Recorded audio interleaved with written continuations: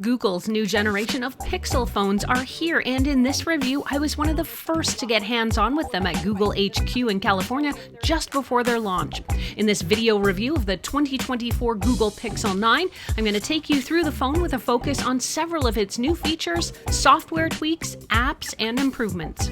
I do want to say thank you to Google for gifting me this phone. Though the company has supplied it to me, they haven't made any requests about my content or asked me to say or not say anything about the device, and I got to test it out as I wanted to at home, so you can consider these thoughts all my own. There are a handful of key things about the phone to note. The first is that it's Google's first AI-powered phone with Google Gemini Assistant layered into the operating system. We'll get deeper into this in just a second. The phone also boasts a suite of new features and services. Let's start though with the hardware. The screen is bigger and brighter than Pixel 8, and the phone is made to be twice as strong, according to Google. I'm not going to drop test this so early in my time with it, so I'm going to take Google's word for this for the moment. The camera on Pixel 9 is the same as you'll find on the more expensive Pixel 9 Pro models. It has an advanced dual camera system that shares the same wide and ultra-wide lenses as the 9 Pro, as well as even better video quality and lower light performance.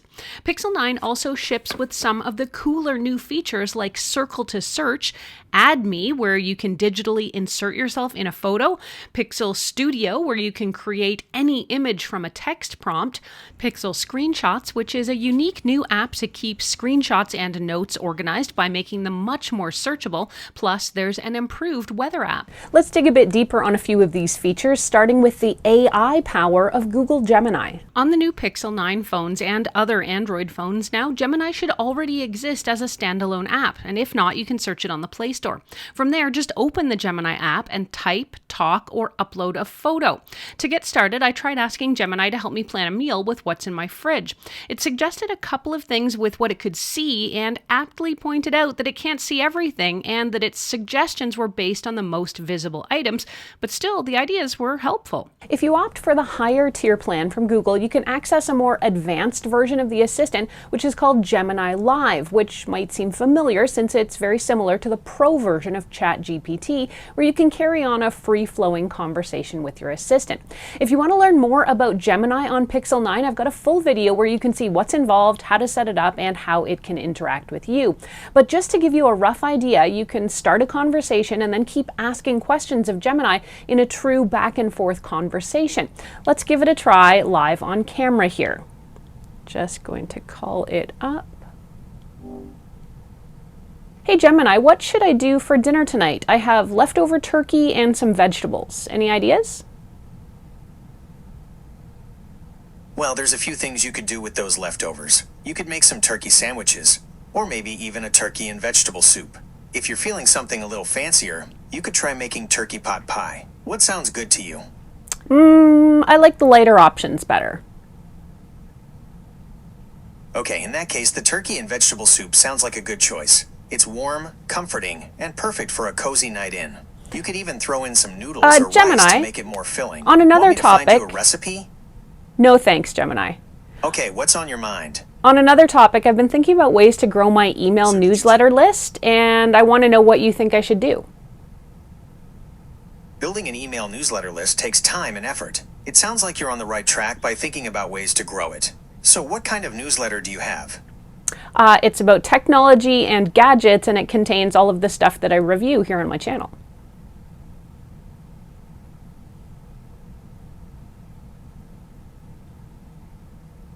A tech and gadget newsletter sounds like a great idea. You could start by adding a newsletter sign-up form to your channel. Maybe even offer an exclusive discount or giveaway to subscribers. What about social media? You could create some posts asking people to sign up for your newsletter. Gemini, I need to know the forecast for Calgary for tonight. For tonight, expect partly cloudy skies with a high of 28 degrees Celsius. There's a slight chance of rain, so you might want to grab an umbrella, just in case. All right, so as you saw, you can even interrupt Gemini while it's speaking to you to kind of interject a new question or to move it on to a different topic. In my early testing, the assistant is actually really capable and seems to answer all of my questions and fulfill every request. Let's get on to some other cool features. Circle to Search, as the name suggests, lets you draw a circle around an object on your phone screen to look it up. It's ideal if you want to look up a vase you saw in a YouTube video or a shirt you saw in a photo online. It's basically made to be a visual search engine that's a little more seamless than something like doing a Google image search. To enable this feature, you do need to get it set up, but it's actually not intuitive how to do it. I found the easiest thing to do was just to open up the YouTube app and then push and hold the small line that appears near the bottom navigation bar. When you push and hold, the menu option should open up on screen that allows you to set up this feature. Once you do it the first time, if you are in an application that lets you use Circle to Search, you can just push and hold that spot on the screen again, and then a veil will appear over the screen. Just draw the circle around what you're intending to look up, and the phone will show you the search results. This works phenomenally well, and it is so easy to do instead of snapping a screenshot and then uploading that to a Google reverse image search. If you are forever taking photos of other people and never get to be in the shots, you're going to love the Add Me feature. Add Me lets you stitch together two images, one that you take and another that someone else takes, so everyone can be in the same photo. I initially thought this was an app that would be ripe for creating fake photos, but the way the app behaves, you actually have to take two photos in the same session to allow the app to stitch them together. It's not as though you can take an older photo and then take a photo of yourself and then have them edited together. That would be something more like a post-snap Photoshop edit, while Add Me works inside the camera while the images are being taken. It's kind of neat how it works. Essentially, you'll want to take a photo that's a bit wider than you might otherwise to allow room for you to insert yourself.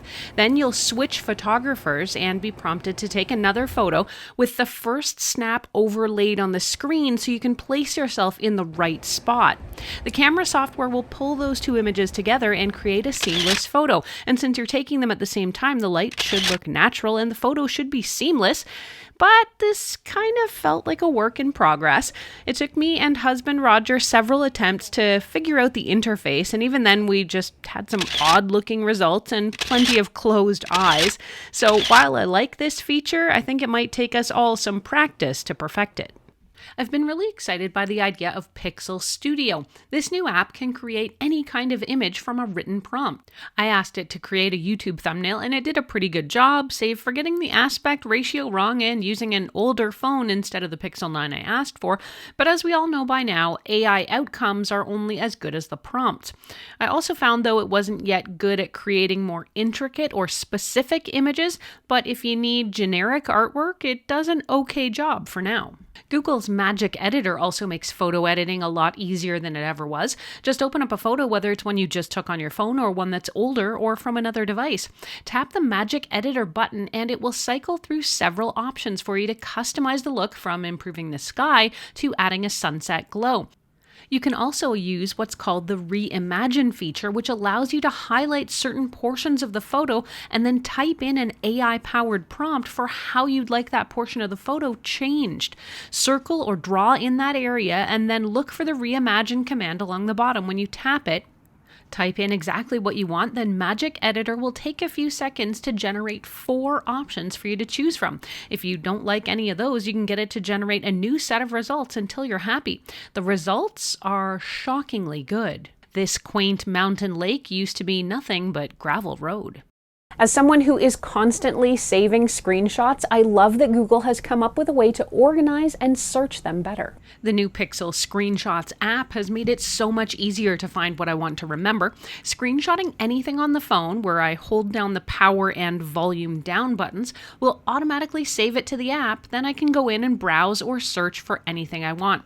Kind of amazingly, if you save this screenshot from a web page, the app will know that, and you can tap the Chrome web browser button beneath it and it'll take you back to that very same web page automatically. Super handy if you screenshot a product you might want to buy later.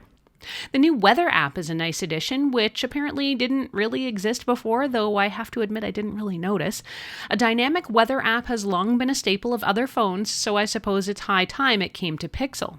You can choose which cities to keep tabs on and fully customize the info. Once you dive into each location, you can adjust the information in widget form to show you what you want to see most.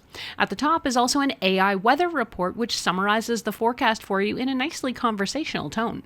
In terms of total camera quality, I've long been a fan of Google Pixel phones and their outstanding photography abilities. The Pixel 9 is no different. It takes stunningly beautiful photos with its 50 megapixel camera, and in my week or so with the 9, I can see the camera continues to wow. Overall, I've been extremely impressed with the new Google Pixel 9 smartphone. The hardware is quite beautiful and the phone is really nice to look at, to hold, and to view. From my week or so with the device here, it seems fast and responsive and incredibly easy to use, like I have found that all Pixel phones are. Let's go over the pros and the cons. On the pro side, I found all the new features now bundled into the phone are incredibly intuitive and easy to use and actually perform far better than I thought they might at this early stage. I think the new Google Gemini and Gemini Live are going to be game changers for the average person in terms of not only giving us access to AI assistants right on a device we're going to use every day, but also for how we're going to search and do online research. I think the new Screenshots app is going to be really helpful for me personally, and the editing features for the phone in terms of photography and the camera are incredibly useful, and most of them work really well. Any downsides yet? I would say some of the features aren't intuitive or weren't intuitive to me to get set up. I struggled a bit to figure out how to use Gemini and Gemini Live initially, but once I knew to look for the little icon, it was okay. Similarly, figuring out how to set up Circle to Search wasn't as simple as I'd hoped, and things like Pixel Studio are still rolling out and could use a little more time to mature, diversify, and improve, in my opinion. But those might be minor defects and not true downsides to the phone. I do also think some people will be a bit choked. There's a paywall to access Google Gemini Live, but for anyone who knows anything about AI services today, most of the most useful features and the best features are indeed going to be paid, so this isn't anything unusual. Just hanging out in the digital world. In the coming weeks, I'll be getting hands-on with the Pro versions of the Pixel 9 phone here, as well as the rest of the phone lineup, including the Fold, not to mention the Pixel Buds Pro 2 and the Watch 3, so I might have more to say at that stage, but for now, I've really been loving this phone and all that it can help me do. Pixel 9 starts at about $1,099 Canadian or $999 US, and you can get them from Google. You can also check out my reviews of other previous generation devices or see what else Google has for you right now.